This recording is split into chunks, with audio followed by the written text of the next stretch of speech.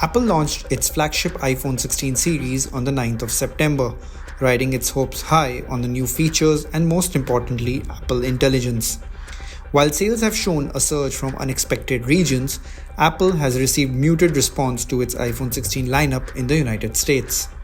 However, surprisingly, the sales have surged in Tier 2 and Tier 3 cities of India.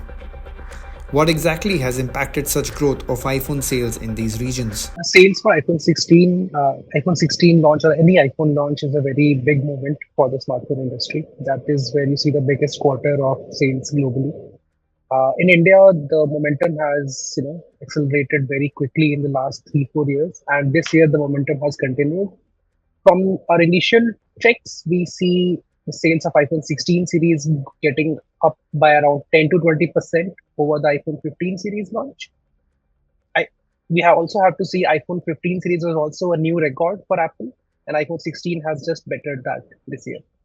The tier 2 demand for Apple devices has always been there, but there have been two things which have been stopping it. Number one is affordability. The second one is accessibility. Affordability has been made easier in the last 2 3 years with the increase in financing schemes. Uh, Even when we used to survey consumers 5 or 6 years back, even if you were asking someone who was using a 8K phone or a 5K phone, they if you ask them what is the first choice of a smartphone, they would say it's Apple. So affordability has definitely helped with the use of low cost EMIs, and you have such myriad schemes exchange offers, and so on, which has definitely helped the affordability part. The second is accessibility part. Now there are two segments in the market in India. One is the offline, or another was the online. So offline, there was less demand of Apple products offline, and there is a minimum stock that Apple wants you to keep of their product. But the demand was not that big, so many retailers were not doing that. Since the offline market is very fragmented and you cannot have do not have a centralized repository of products, which is why it was not reaching tier two, tier three towns, which is why many people were coming to tier one towns and purchasing Apple products. But with the rise of Amazon and Flipkart online channels, that accessibility barrier has been breached. Now, even in a tier two or tier three town, you do not have to look for an Apple store, an offline store carrying an Apple device. You can just order it just like you can order anything else. So these two factors have definitely helped the demand for Apple products from getting from potential demand to actual demand. And we see the growth in tier two and tier three growing very fast. But still, the tier one cities, they definitely have the majority share of Apple sales even now. Even just the first top two cities, Delhi and Mumbai, uh, would amount for at least one fifth of all Apple devices. And if you just take the new iPhone series, then that number would be even higher. But yes, the tier two and tier three is definitely showing very fast growth in that area. Analysts highlight several factors associated with such a high demand for the iPhones, major one being the numerous financing options available for the youngsters in these cities. However, it is important to note that a recent report by TransUnion Sibyl indicated that the credit cards are being used to its maximum limit by millennials and Gen Zs, most of whom are defaulting on their payments. But the iPhone has an aspirational value associated with it, and that is driving up the sales. What we see across all different kinds of consumers is the brand value that Apple offers. Apart from that, the experience of using an iPhone is very good. Like you get good reviews of iPhones from current Apple users. That definitely helps building the marketing aura for Apple, and also amplifies how good their product is. It would be too early to give iPhone 16 series numbers by tier 2 or tier 3 cities, but I can definitely talk about the financing schemes. And we estimate more than half of the people who buy iPhones, they do buy it on finance, and that number is growing. Uh, for the new ones, it can go as high as 60 to 70%. But yes, again, little early to say, but that is the estimate at the moment. Unfortunately for Apple, the case is not the same in the United States, where the growth for iPhone sales in recent years has been a bit sluggish.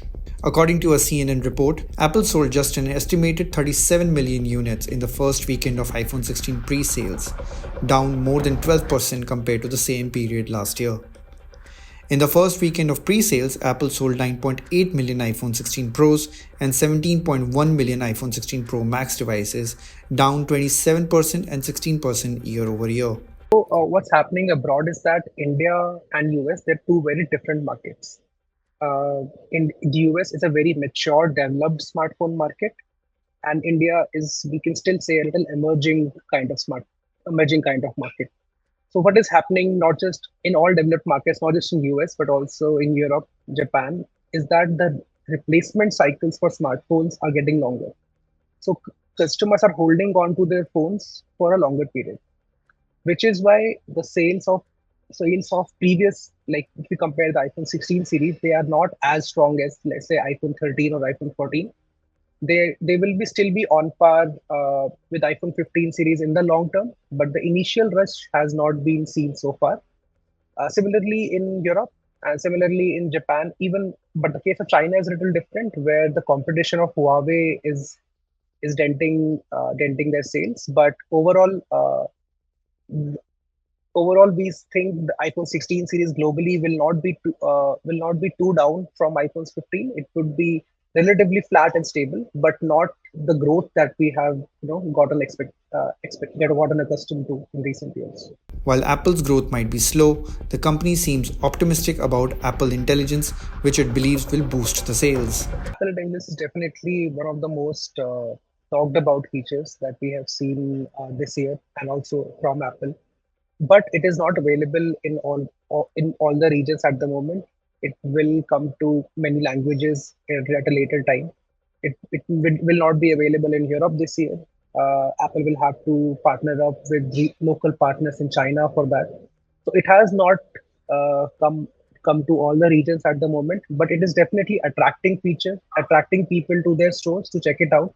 Although we believe the true value of Apple Intelligence cannot be seen at once in the store when looking at the phone, we believe the value of Apple Intelligence will be realized after a long-term extended period of usage, when users will see small things getting better because of Apple Intelligence, and it will not be like a new camera feature which will bring people to the store and sell a lot of phones, but it will definitely improve the customer experience and use experience of using an iPhone, which is definitely one of the biggest points for Apple, which they will be able to capitalize on in the long term. On the other hand, India, becoming one of the major assembly plants for Apple, has certainly impacted its sales in the country. The fact that from prices have not increased from iPhone 15 or iPhone 16 is a testament to Make in India, and that the fact that they are making iPhones in India. Plus, the stock availability of Pro and Pro Max models has been been better than last year, and we are getting made in India devices on launch. That is also a big plus. Plus, I think apart from this, Apple, I think, has now a better ability to discount these devices at a later time, which I think maybe we will see next year, probably when the iPhone 16 goes on sale.